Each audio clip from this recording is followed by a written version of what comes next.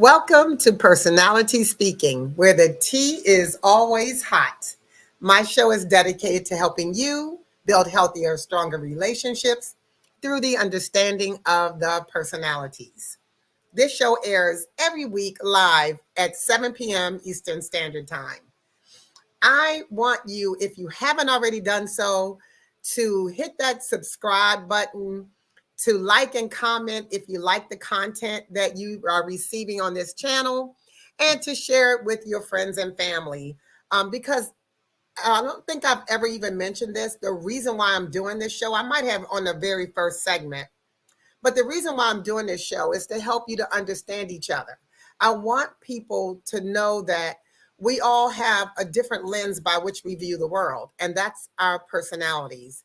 And some of the conflict that we have with each other is based on the fact that we don't understand how the other person views the world or how they interact through the lens of their personality. So this show is really dedicated to helping you figure those things out. The personalities was developed by the late world-renowned Florence Littauer, where she uses terminology such as the popular sanguine, which is my primary personality style. That means I'm outgoing and I'm bubbly. I'm charming. I draw people to me.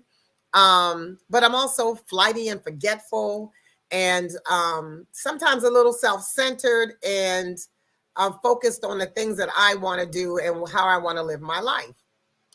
Now, you also have the powerful choleric, which is also my personality style. I have a primary sanguine and a secondary choleric.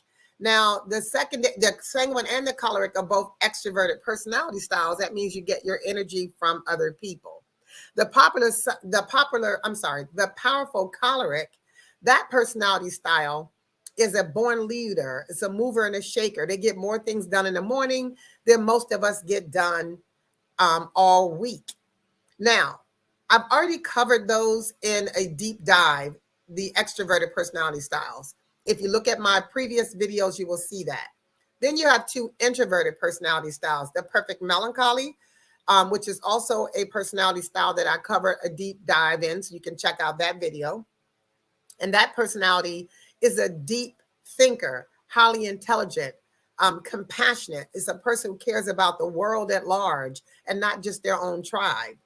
But that person is also judgmental and critical and harsh in how they deal with people.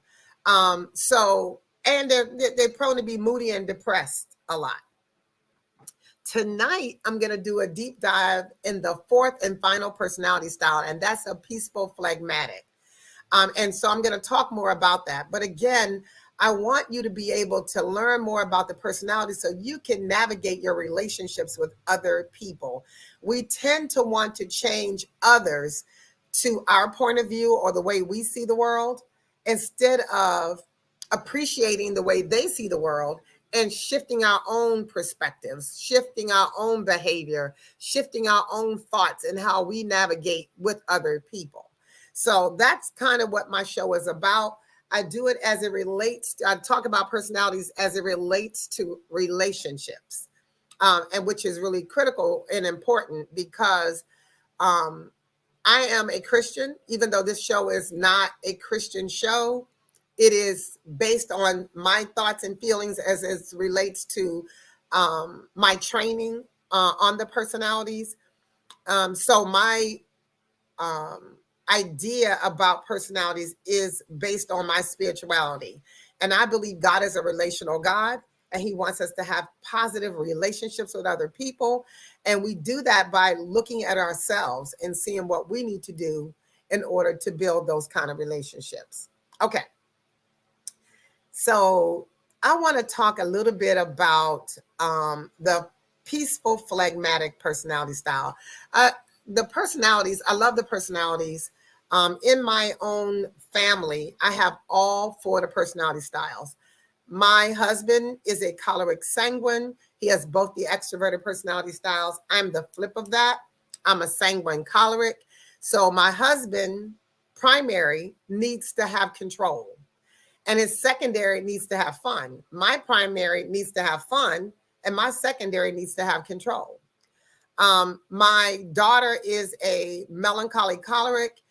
That means she needs to have things in order. There needs to be structure. There needs to be, purpose in what she does.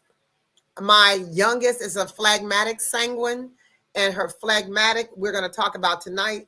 So I'm not going to give you a lot of detail on that until we get into it.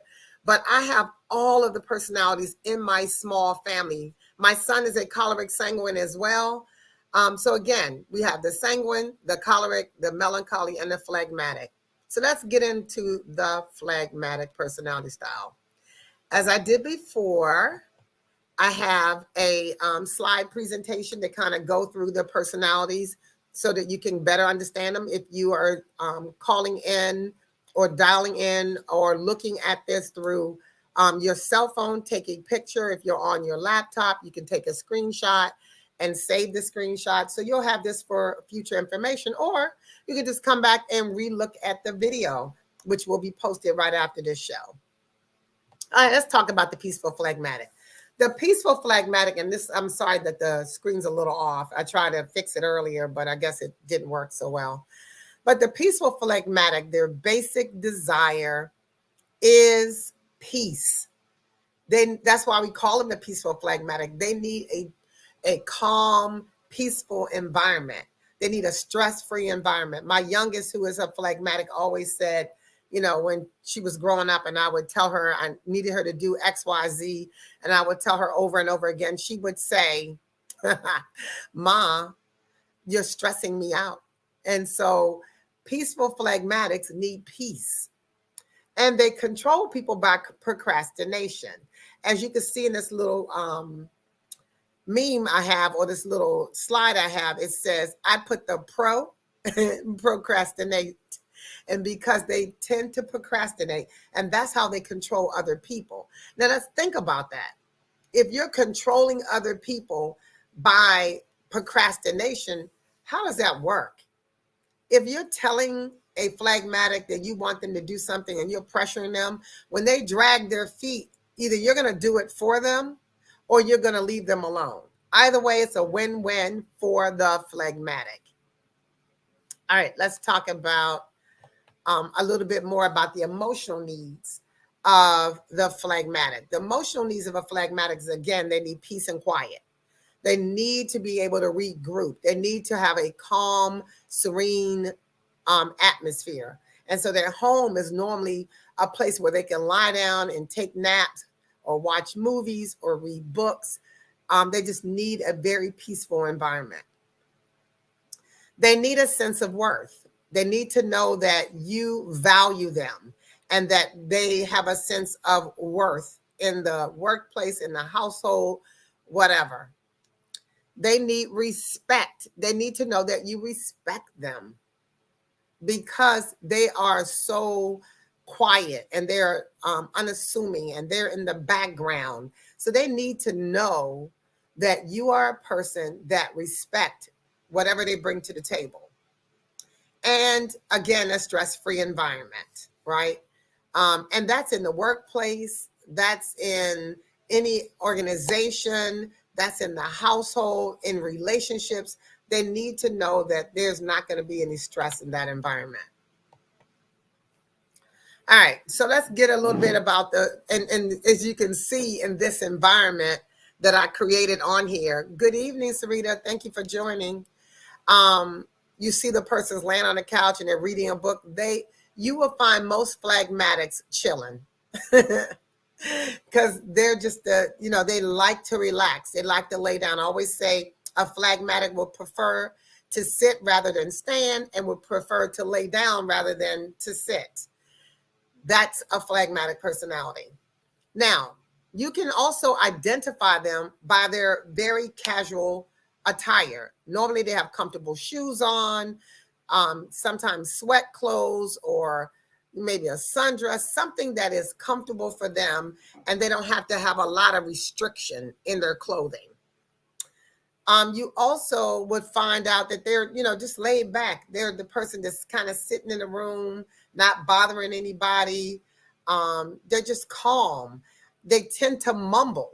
So if you meet somebody that you can't really understand what they're saying, they're talking really low or they're mumbling, They tend to be phlegmatic. They're watchers. I remember when my daughter was young, she was so phlegmatic when she was young. I thought, well, she has no other personality style. I couldn't even see anything other than a phlegmatic when before she hit puberty. And so I remember a friend, I had neck surgery, and a friend came over to visit me from work. And he was sitting on the couch, and I was in my chair or whatever, trying to recuperate. And my daughter was in the room, and she didn't utter a sound. Like, she was just looking at him and watching him. And she got up to go get me a glass of water to go to the bathroom or something. And he looked at me. He said, "Why is your daughter staring at me like that?" I said, "So she is. She doesn't really say a whole lot. She's watching you. And she watches anybody who's around me when her dad's not home. And she does the same thing when she's with him." But she's a watcher. And she could come back and tell you just about anything that took place. She will tell you what a person had on. She will tell you, what people were doing, what people were saying, because she was always watching.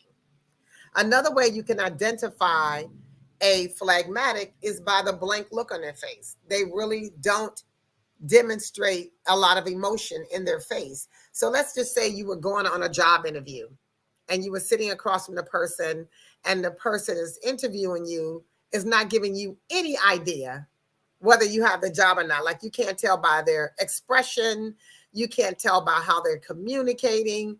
Nothing about that tells you whether you're doing good on the interview or not doing well on the interview. It is because more than likely they have a phlegmatic trait. And they really are relaxed in their approach. They're very comforting. They're very kind. They're very gentle in how they communicate with you. They're very relaxed. All right, so let's talk about the peaceful phlegmatic in different roles. As a parent, they take their time with their children. Like, they're very calm with their kids. They don't overreact to things when things go wrong. They see the possibility that, things will be okay, because, they're so laid back. They just don't see the gravity of a lot of situations. And so they don't put that kind of pressure on their children. They're not easily upset by the things that go on. It's like, okay, well, that happened, so it'll be fine. Don't worry. They're also a parent that lacks structure. They just will allow their kids to live life and experience things and have ups and downs, and it's okay. I'm not going to worry about it. You shouldn't worry about it either. But they have very little structure. And they're procrastinators. So if the child has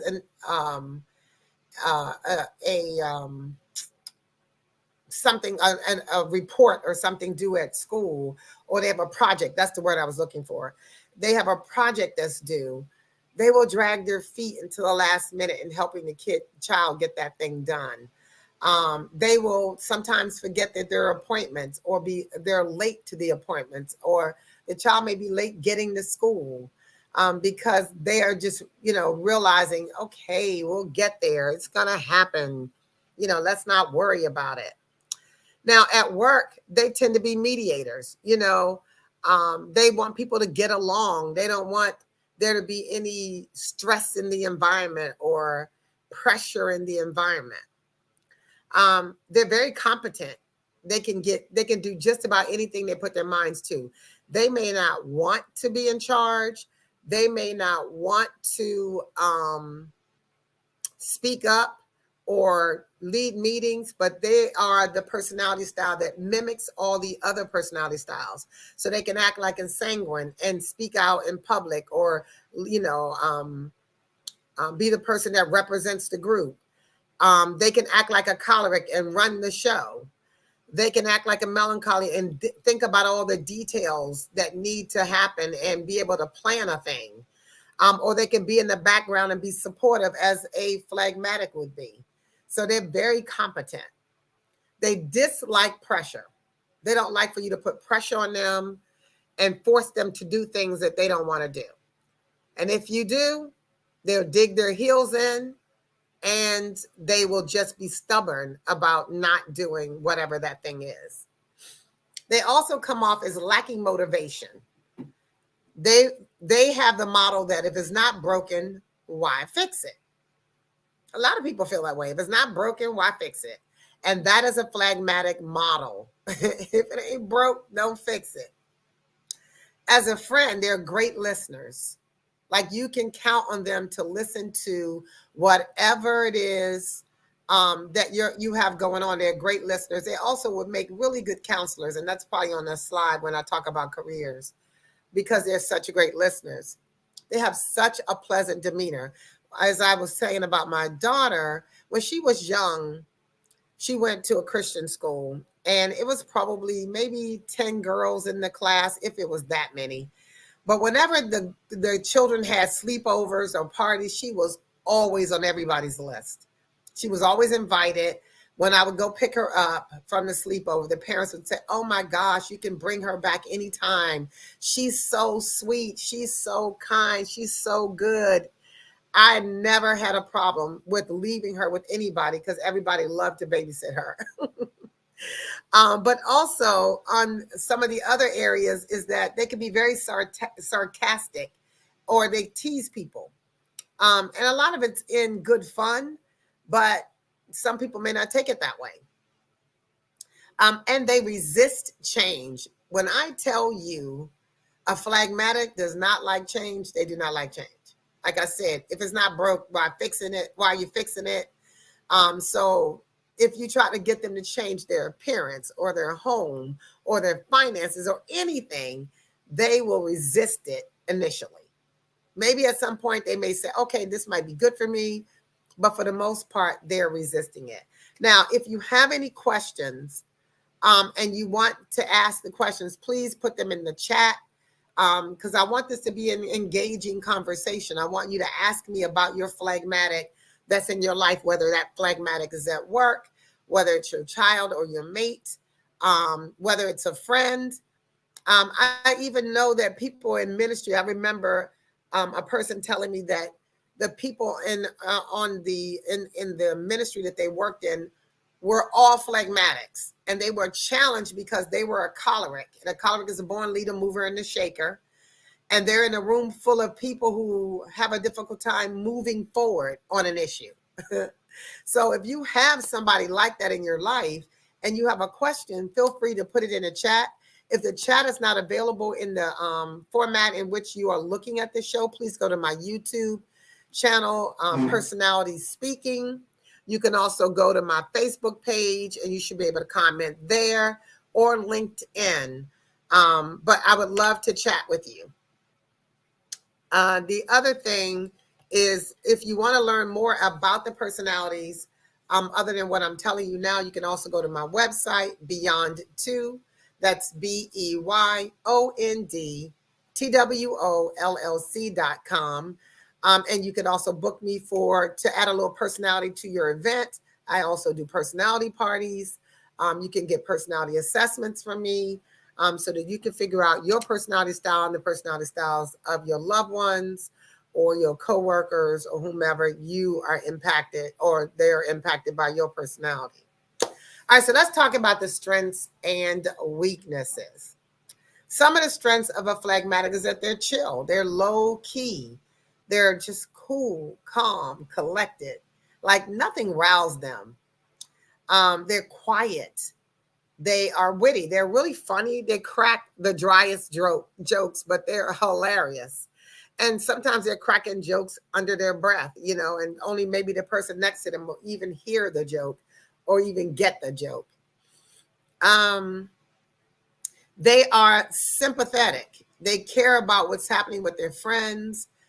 They're always, will offer a listening ear. You have a shoulder to cry on. You can count on them. They're dependable.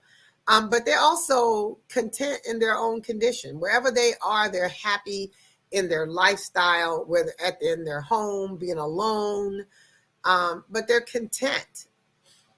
So let's talk about some of the weaknesses. Now, that's not all the strengths, and not every Phlegmatic has all of the strengths or the weaknesses. Okay.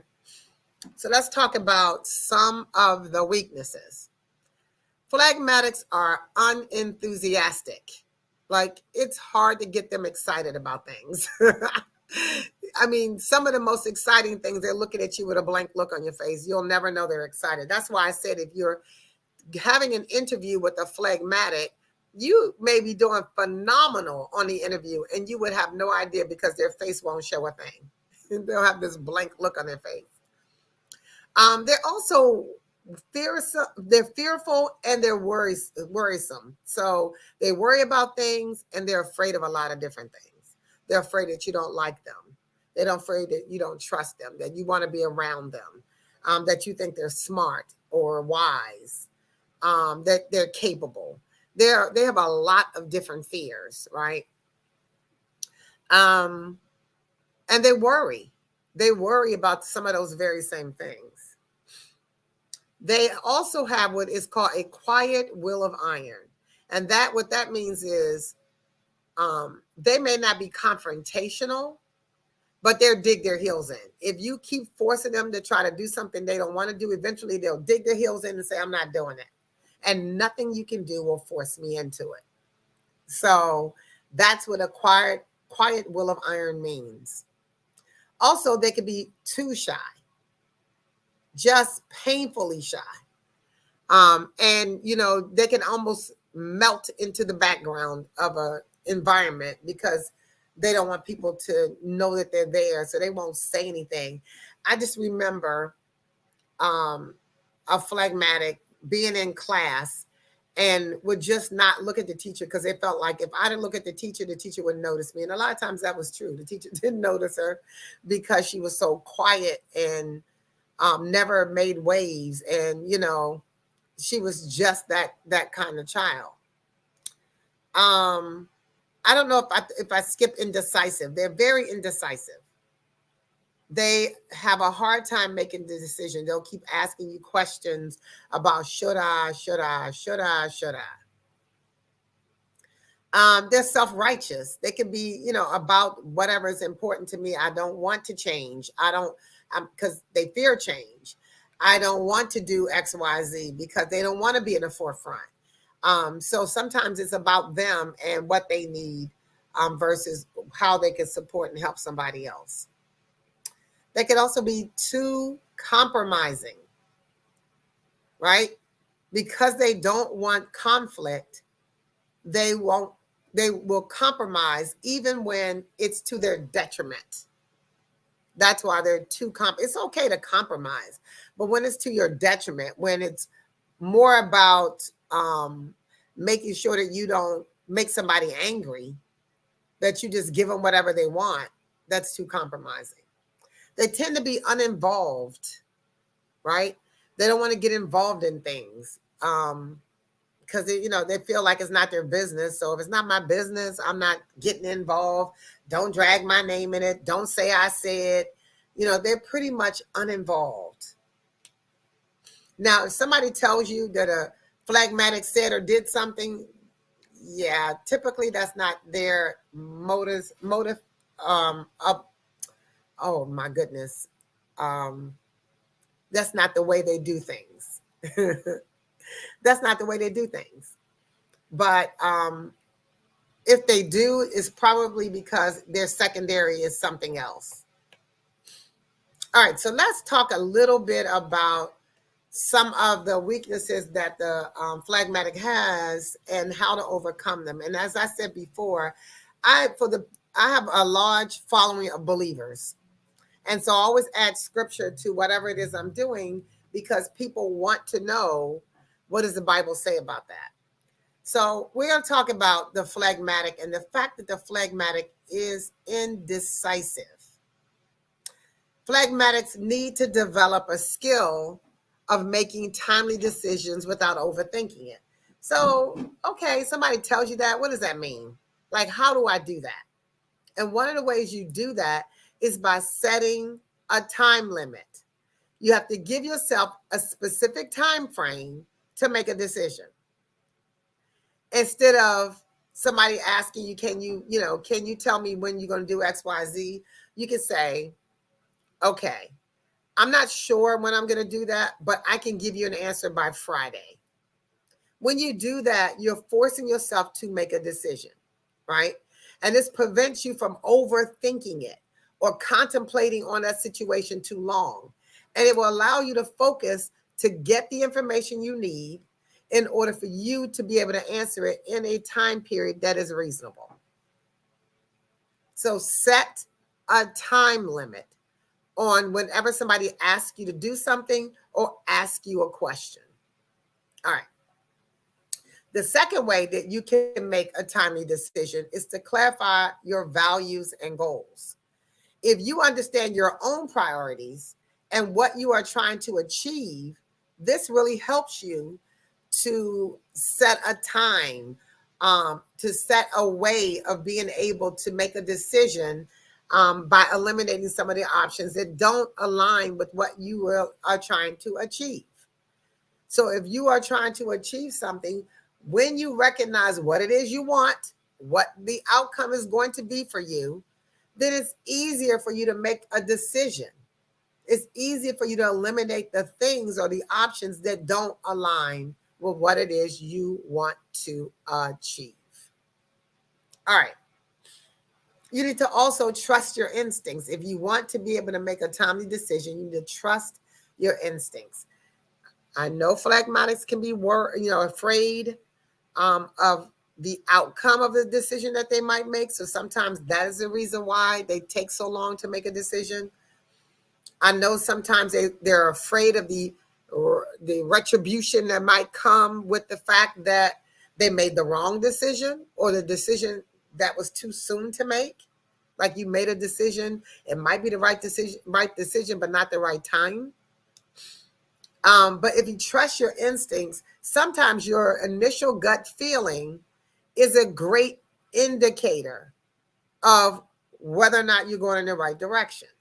You have to learn to trust your intuition, but also consider it as a valid input in your decision-making process. Trust your instincts. Now, scripture says in James 1:5, if any of you lacks wisdom, you should ask God, who gives generously to all without finding fault, and it will be given to you. So if you don't know, ask God. Ask your higher power. I don't know what I should do. I have a time limit on when this has to be, the answer has to be given.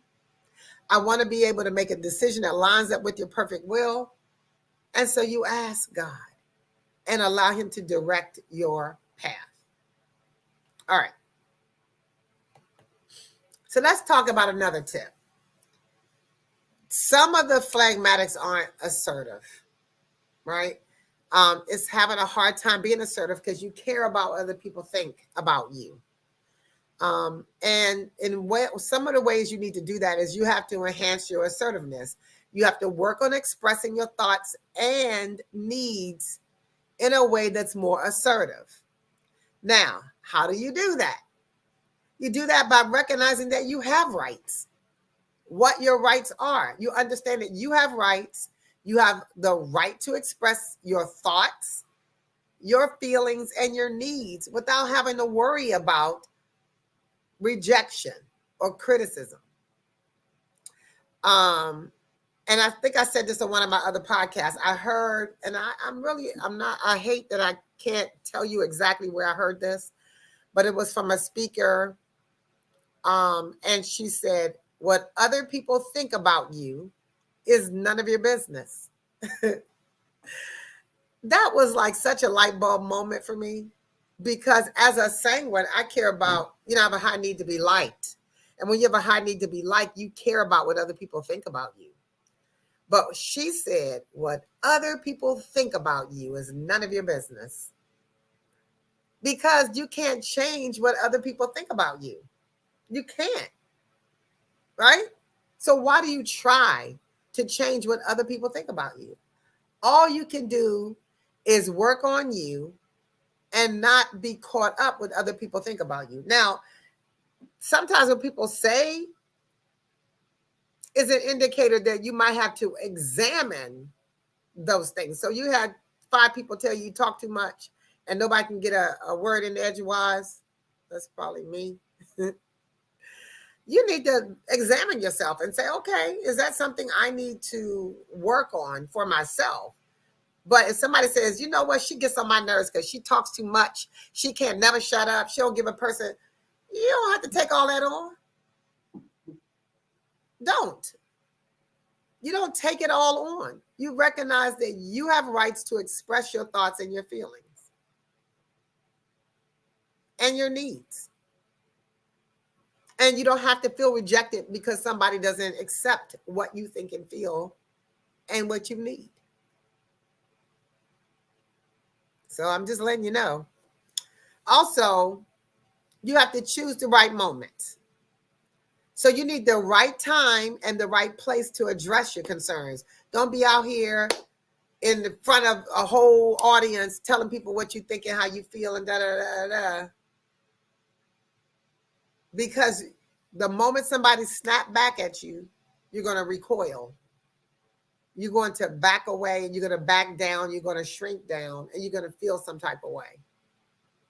So also avoid discussing topics that are sensitive, especially when the emotions are running high. Like an incident just took place. Be careful what you say when people are heated, when people are angry, when people are worked up, when people are emotional. Be careful that you are picking the right time to have that discussion. Also use I statements. I statements. Not you need to make sure that you are using I statements instead of you. Because a lot of times when we have a difficult time with somebody or we want to express ourselves, you always telling me this, that, and the other, you make me feel like blah, blah, blah. No, I feel hurt. I feel wounded. I feel broken. I feel whatever you feel. Instead of you make me, or it's because of you, or whatever the you statements are that you make. Because when you take ownership about how you feel, it prevents people from feeling as if you're accusing them. Because otherwise, they're never going to have a conversation with you if it feels accusatory. All right, the scripture that I'd like to reference is Ephesians 4:15, 4 and 15. And it says, instead of speaking the truth in love, we will grow to become in every respect the mature body of him who is the head, and that is Christ. Instead, speaking the truth in love. I misread that. Instead, we need to speak the truth in love. A lot of times we want to tell people how we feel and what we think and what we need, but that thing is not in love. It's not in love. Woo! We think we can just tell you and tell you off and tell you how we feel. No, we need to speak that truth in love. My feelings are hurt. I feel some type of way. Whatever it is, it's the I statements and whatever it is, how you felt about it. What you need from the relationship, what you need from, the working relationship, the home relationship, the marriage, whatever, what your thoughts are. They're my thoughts. They're not because of anybody else. You know what you need and you can express what you need, but you can do that in. All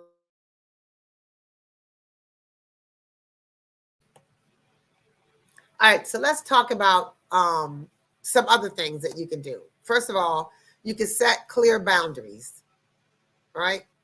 And you do that by, we talked about this a little bit before, you have to have personal boundaries in order to make sure that you're not being taken advantage of, because that's a thing with a phlegmatic. They give up their power so that they can get along with people. so that people won't confront them, so people won't hurt their feelings. You have to set clear boundaries. Listen, this is how I feel. This is what I think. This is what I need, right? Those are clear boundaries. Clear. So people don't step on you or step over you or hurt your feelings, because your feelings are valuable. And it doesn't require for you to shrink down so that other people will feel big, and that they can step all over you and all over you. What boundaries should be in place? Another thing you could do in order to set clear boundaries is start small, right? Start by making some small changes or boundaries around situations, right? And then you can get you could deal with more complex issues. So let's just say, let's give you a small example. You're going to the store to buy ice cream, and you're going to 31 flavors, and that's a lot for a phlegmatic because they're indecisive, you know. But you can say, when I go into the ice cream shop, I will say that I don't want you to tell me what to buy, but I would choose from 3 flavors: vanilla, chocolate, strawberries. Make it small, right? Whatever it is, don't tell me how to order ice cream. That's your small boundary, right? Let me do this on my own. I want to be able to choose ice cream on my own, right? So you just set some small boundaries that don't seem like it's a big deal. Um, One of the boundaries, that we have a double sink, that you stay on your side of the double sink, a small boundary. And then you start to do more complex things that will help you to deal with the situation. Also, you can use body language, because there's a lot of nonverbal cues that will help people maintain the kind of space that you need. And some of those boundaries is just, I always say, when somebody leans back from you, they're telling you you're too close, right? So back up off me. So sometimes it's just as simple as leaning back. And that's okay, because you're telling them, I need space, right? And so there are ways to do that. Sometimes if you know the person well, you can just touch them a little bit and lean back so they can see that they're too close. Because I have family members that will get way up in here, all up in your face. I'm one of them, actually. But I've learned to watch people's body language, not to just lean on into people unless people leaning into me. All right. Practice saying no. No. Do you think you could come over Saturday? No. Do you think you can babysit? No. Do you think, you can loan me? No. And not only practice saying no, but sit in it. Don't feel like you have to explain. Sometimes you could just say no and not explain. If somebody says, why not? Then you can explain. But if they say, can I borrow some money? And you say, no, sorry. No explanation necessary. You don't have to say, no, I don't have the money. Or no, I can't get that amount of money. Or no, my husband won't let me. No, just say no. Just say no. Somebody asks you if you want to eat and you don't want to eat. No, thank you. No, thank you. No. It's okay for you to decline requests that don't align with your boundaries. It's okay for you to say no. That one's going to be hard for you phlegmatics. The scripture I have is Proverbs 25:28. Like a city whose walls are broken through is a person who lacks self-control. Like a city whose walls are broken through. So it's like a hole in the wall. Anybody can walk through, run through. They can, that's how a person is who lacks self-control, all over the place, being trampled over. Yeah. All right. So I always like to talk a little bit about the personalities as it relates to careers, choices, and things like that. I already said, and it's not even on here, you guys make great counselors, like great counselors, psychiatrists, psychologists, because you're thinkers, but also because you're listeners. You're great listeners. You can allow people to talk the whole hour, 45 minutes, whatever that time frame is, without really saying a whole lot, maybe asking an open-ended question here or there. And then you take notes because you're a great listener. Typically, because you're a great listener, you make good customer service people. You're listening to whatever the issues are. You're kind and compassionate and thoughtful. And so customer service is a great area because of your kindness. A nurse, a teacher, a mid-level management professional, that does not require for you to make a whole lot of decisions, like maybe an individual contributor is a great space for a phlegmatic. Pharmaceutical salesperson, because the pharmaceuticals pretty much sell themselves. And it's a one-on-one kind of a sale. You're talking to a professional who understands pharmaceuticals. A postal worker, especially the ones who do the admin aspect of postal work in the back, or putting, as my girlfriend says, putting up packages. I think she says throwing them up or something. But anyway, in the back, doing administrative work or putting packages up or putting up mail and that kind of thing. An office worker, somebody who's in a supportive role or environment. All right, before I finish up, I want to say this too. I want to get to relationships. Phlegmatics in a relationship. When phlegmatics are in a relationship, they tend to be over accommodating. They tend to not always talk about, they tend to not talk about their feelings. They tend to hold things in. In a relationship, they will allow their mate to make all the decisions, even if they really don't like all the decisions that their mate makes.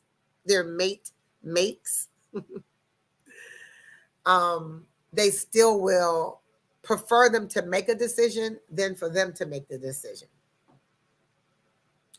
They're very calm and peaceful. I think every household needs a phlegmatic.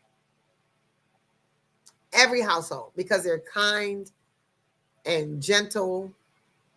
They don't get worked up. But the other thing is funny, because I used to give an example of the 4 personalities as it relates to a fire drill. I would say the sanguine, the outgoing sanguine, the loud sanguine, would, if the fire drill went off, they would be screaming, "Oh my God, let's go!"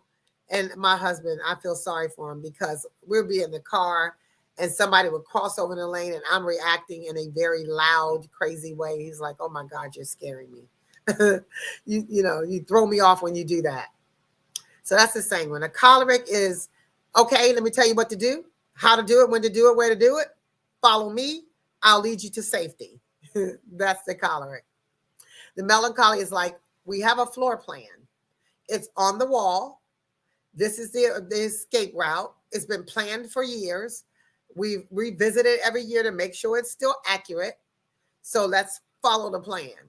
That's the melancholy.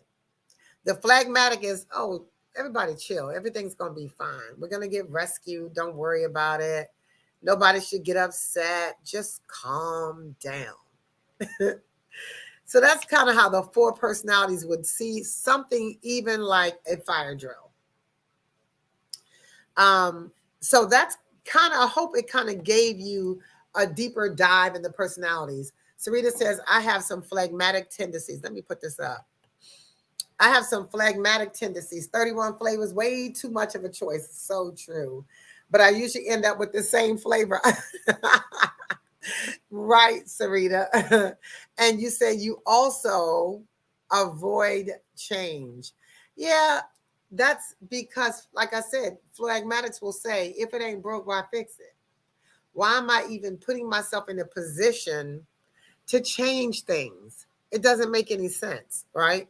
Because it's all working just fine. And so I understand what you're saying. And it's okay. I mean, there are people who thrive off of making changes. A lot of times in relationships, phlegmatics date cholerics because cholerics like to make all the decisions and phlegmatics don't. Now, let me tell you, that's a beautiful space to be in because you balance each other, but it also could be an aggravating place to be because at some point the choleric hates having to make all the decisions. They want your input, even though they want to do it their way anyway, but they would like your input, so that they can just say, I got your input. And the phlegmatics every so often will not want the choleric to make the decision for them. Every so often they're just digging their heels and say, I don't want to do that. I don't want that. That's not what I want. Now, the phlegmatic, if a phlegmatic has a secondary, it will be either the sanguine, the phlegmatic sanguine, which is my daughter. So both of the phlegmatic and the sanguine are very social, right? The phlegmatic like smaller groups of people that they trust and they know well to hang out with.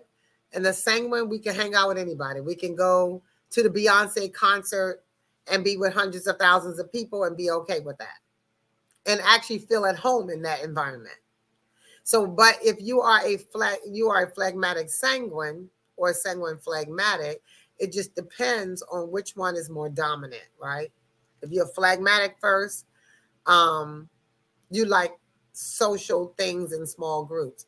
If you could actually fluctuate between the two. Um, what else I wanted to say about the relationship piece of it? Phlegmatics are, I said every personality, every household should have a phlegmatic because it keep everybody balanced and calm. Like I remember when I used to be annoyed by things that people would say to me, and my daughter was like, "Why do you let that bother you? Like, why do you let people take control over your feelings, your thoughts, how how you see things? Why do you let that bother you?" And she was so right. But she was always, I would be going off the deep end and she would just be sitting there and not saying a word. And when I was finished going off the deep end, she would very calmly bring me back to center because she stayed in center. I remember also, we were riding together, and I was following somebody, and the person went through the light, and I was following them, and I missed the light, and I was so irritated. But I wasn't angry. I was just annoyed. And so I called the person. I was like, "Hello, don't you know I'm following you?" And the person was like, "Well, why are you so mad?" And I didn't feel like I was mad at all. Like I just felt like I was just annoyed that they went through, but I didn't feel like I was yelling or arguing or anything like that. And I said to my daughter, "Well, why does she think that I'm like angry?" And she said, "Oh, Ma, because you are always at 100. No matter how you communicate, you're always at 100. And most of us don't get to 50." And that was coming from a phlegmatic who doesn't get to 50 and can't understand why I'm always at 100. I could be talking about eating out for dinner and where we're going to eat, and I sound like I'm at 100. So that kind of gives you some information about the personalities. I hope that you have watched all four of the personalities: the popular sanguine, the outgoing, charming, happy-go-lucky, fly by the seat of her pants or his pants, social butterfly, or what's the opposite of a social butterfly? I don't know, social bug. Whatever that person is. Or you are the born leader, powerful choleric. You're the personality that is, always making things happen, a mover, a shaker, highly accomplished, but also bossy and controlling and curt and those things. Um, or if you are the perfect melancholy, that you're striving for perfection, that you are analytical, a deep thinker, compassionate, you care about the world at large, or you're critical and judgmental and moody and depressing or depressed. Or you are phlegmatic, you're cool, calm, collected, you're chill. You're the kind of personality that most people like being around because you're just so mild tempered and you bring the peace in any environment that you're in, but you're also uninvolved and disinterested and, resist change. If you're any of those four personality styles, most of us have a primary and a secondary, that you can understand that we all see life through a different lens.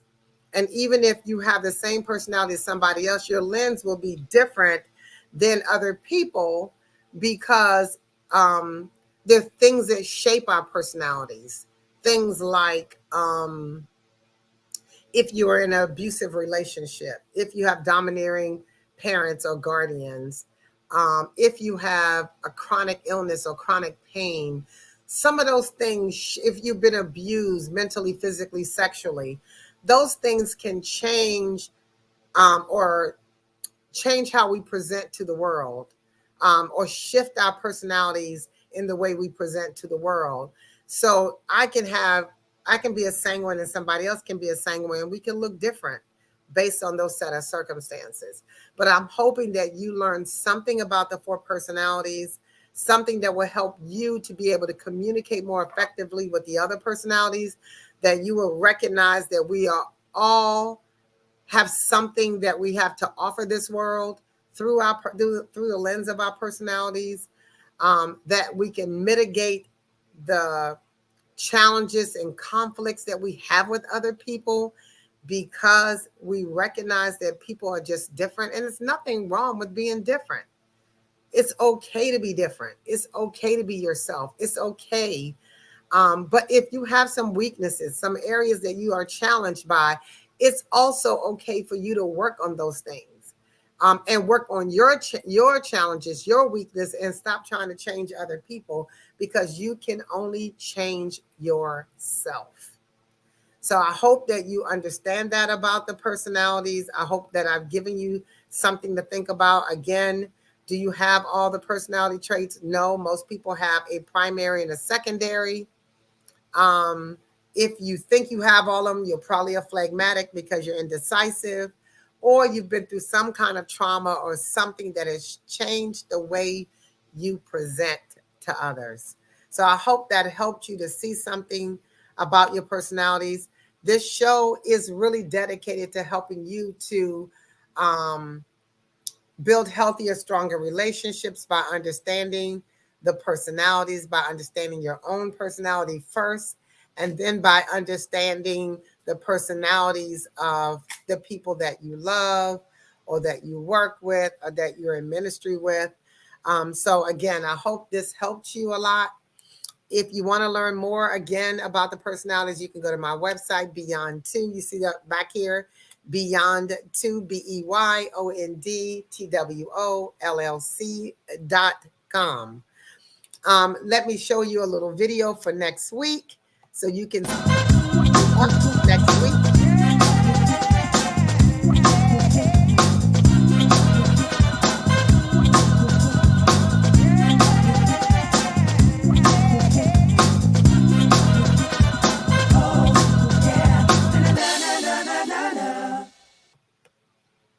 So we're going to be talking about embracing the personalities. We're going to talk about personality differences with my friend and sister, Dr. Sandra Rice Hardy. I'm so excited to have her back. She was on before talking about self-care. And we're going to probably talk some more about self-care as it relates to the topic, because that is her area of expertise, but she's also in the business space. If you don't know Dr. Sandra Rice Hardy, RYCE is her maiden name, Rice. She's done a lot of work on self-care. She has some products out there that you might be interested in. She does some stuff with the Pepperdine as it relates with Pepperdine University as it relates to leadership. I think you will be excited to hear her again next week. I'm so thankful that you joined me tonight on Personality Speaking. Hey, Trinette, thanks for joining. Thanks, Sarita, for joining. Everybody else who joined in. And for the people who are catching the replay, I hope that you join me next week live when I talk to Dr. Sandra Rice Hardy. And I want you to join us on Personality Speaking, where the tea is always hot and where we're always trying to help you build healthier, stronger relationships by understanding your personalities. Thank you so much for joining me, and I will see you next week at 7 p.m. Eastern Standard Time. Goodbye, everybody.